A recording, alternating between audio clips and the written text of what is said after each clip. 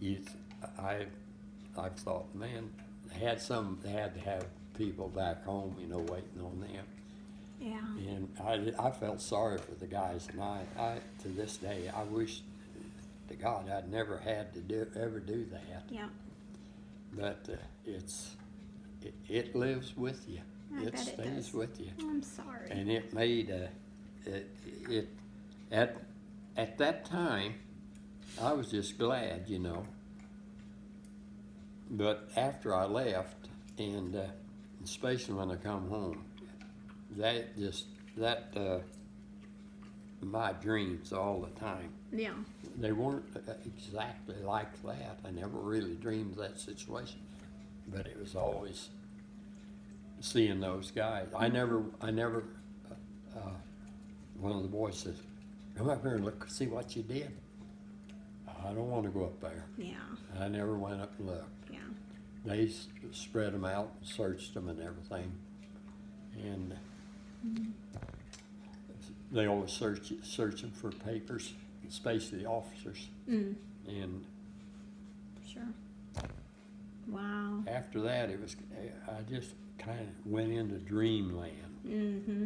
and Sure. I'm sorry. and then that was the first day of March.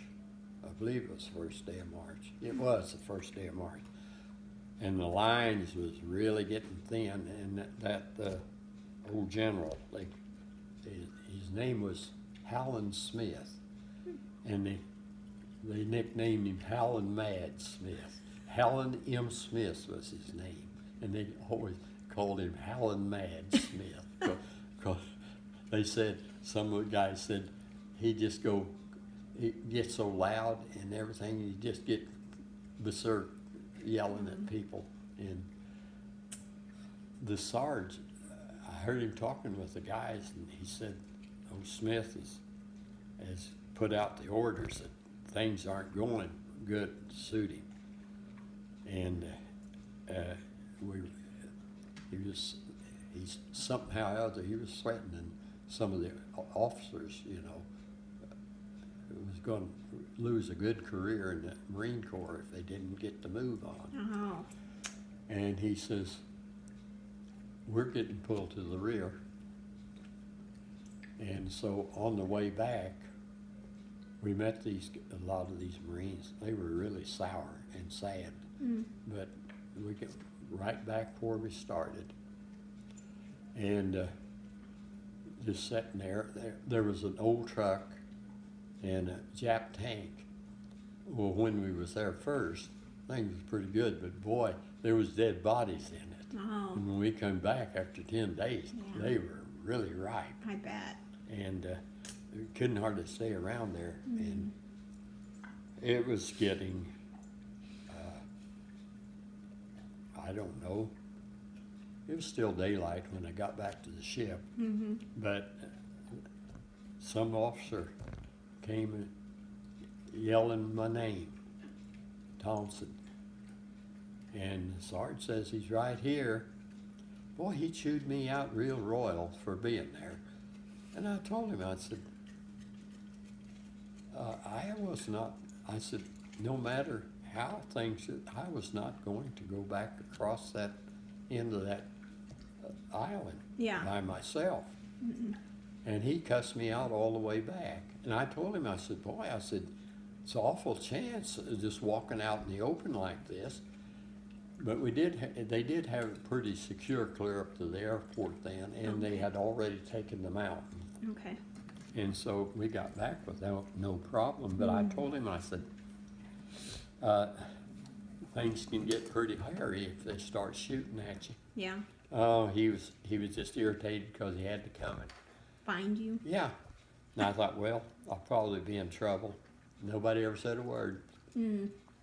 And when they got back to the beach, there were several guys waiting. A lot of guys got trapped. Oh. I know this other guy, Marine, was telling a friend of mine, they were telling about me getting with the Marines. He said that wasn't unusual. They had a lot of Navy personnel. He said he had this one CB jumped in the hole with him, and carrying ammo, just like I did. Huh. And so, and he's,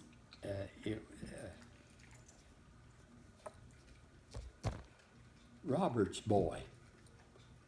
What's his name in Kansas City there? With the MoDOT. Eric. Eric. Yeah. Yeah, Eric. He was talking to Eric about that, and Eric was on vacation up north someplace, and they were visiting a cemetery. And he happened to meet this guy, and he happened to be a veteran of Eagle. Huh. And he was telling about me, and the guy said, yeah, it wasn't unusual. He said, there's a lot of CBs on the island. And Very good. so it worked out pretty good. Wow. Oh, Sarge, he says, Tommy, there ought to be a medal in that for you. And I said, I don't want no stinking medals. I don't think they would. I don't, it wasn't above and beyond. You know, you got to do something pretty cute. Seems above and beyond to me. Yeah, well, you're laying there, that's your job, and you're able to do it, so you do it. And that's not considered above and beyond. It's another guy, I know him, I met him, I'll put it this way. His name was Williams. He was a big guy, but he had enlisted in the Marines when he was 14 years old. Wow. Yeah, and he was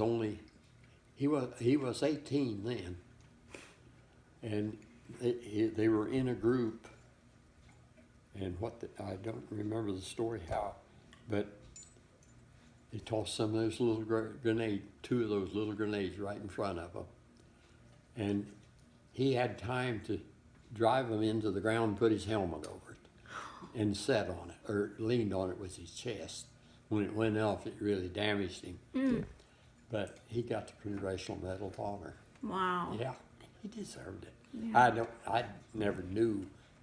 I knew through the reunions who he was, but it just is one of the stories that they Wow.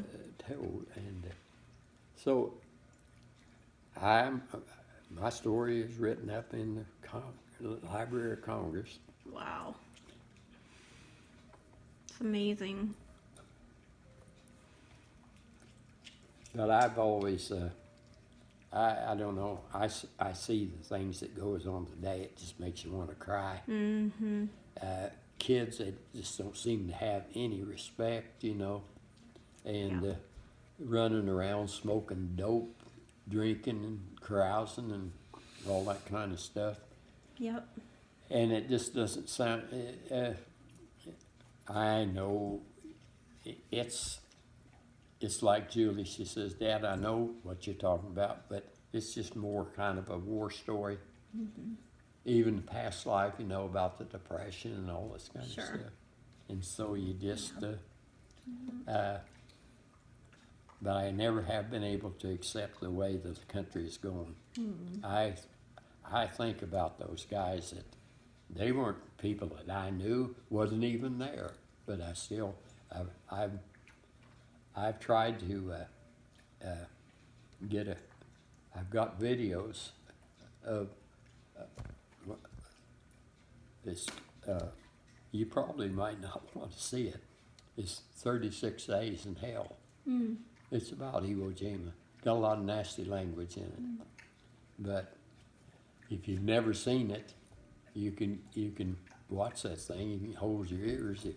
It's not that much cussing, but one of my friends is in it. Oh, okay. And Craig Lehman is his name. He lived out in Oregon. And we were good friends. I got a picture of him at home, and I sometimes look at it and think about him. Yeah. But it's I just can't get it off my mind. Sure. And they, when Lucy Mabel and I first got married, boy, I'll tell you, I don't know how she done it. I don't know how she stayed with me, honestly. I had nightmares that we wouldn't believe, and woke up one night and screaming, and I was choking her.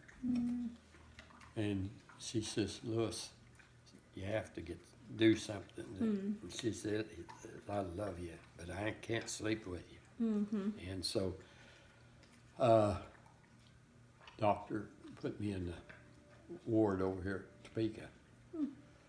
And all they did was talk to you and feed you what they call Tufenel to calm you down. Oh. While I was there, I just kind of, I didn't like it, but it was either that or, because I had threatened some people with a Bowie knife and two, and they would have arrested me. Actually, it was Tom and John. I had beat up on them real good one day because they were just acting crazy. And Brother John never was much like that. But they never understood the thing, what I did. Sure.